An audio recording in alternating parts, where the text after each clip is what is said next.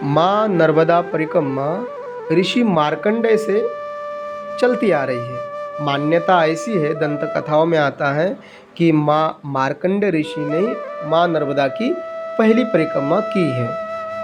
अब बहुत लोग ये बात तो कहते हैं कि मार्कंडेय ऋषि ने माँ नर्मदा की पहली परिक्रमा की है। बात सही है, दंत कथाओं में भी आता है, लेकिन कोई ये जानने का प्रयास नहीं करता है कि मार्कंडेय ऋषि ने माँ नर्मदा की परिक्रमा क्यों की, क्या कारण था उसके पीछे।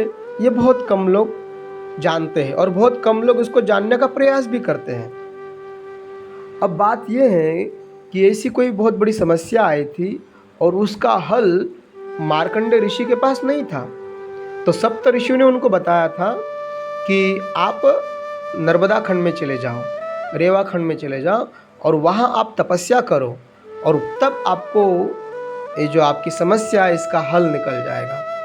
तो मार्कंडेय ऋषि नर्मदा खंड में आए तपस्या करने के लिए और जैसे किनारे पहुँचे तो जहाँ पहुँचे वहाँ पहले से कोई देवता तपस्या कर रहा था। उन्होंने सोचा कि थोड़े 10-15 कदम आगे थोड़ा दूर जाके तपस्या करूँ मैं, कि भाई एक दूसरे का तरंगों का टकराव ना हो, इसलिए थोड़ा और आगे जाके तपस्या करूँ।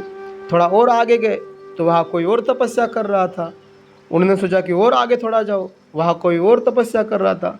ऐसे करते करते उनको नर्मदा के किनारे किनारे कहाँ देवता, कहाँ यक्ष, कहाँ गंधर्व, कहाँ असुर, कहाँ ऋषि मुनि, राजा महाराजा, सब तपस्या करने के लिए उनको दिख रहे। जहाँ जाए वहाँ कोई ना कोई पहले से तपस्या कर रहा था। ऐसे करते करते उनकी माँ नर्मदा की पूरी परिक्रमा हो गई, उनको बैठने की जगह नहीं मिली। मान्यता ऐसी आती कि कमंडल से कमंडल लगे हुए तपस्वियों की तपस्या कर रहे थे सूक्ष्म जगत में। मतलब नर्मदा किनारे कुछ ऐसी भी दिव्य आत्मा है जो सूक्ष्म शरीर द्वारा कमंडल से कमंडल लगे हुए तपस्वी तपस्या कर रहे थे। और वही जगह ढूंढते ढूंढते मार्कंडेय ऋषि की पूरी माँ नर्मदा परिक्रमा हो गई। तब से यह प्रचलन शुरू आया कि माँ नर्मदा की परिक्रमा की जाए। अब परिक्रमा की जाए ये क्यों हुआ?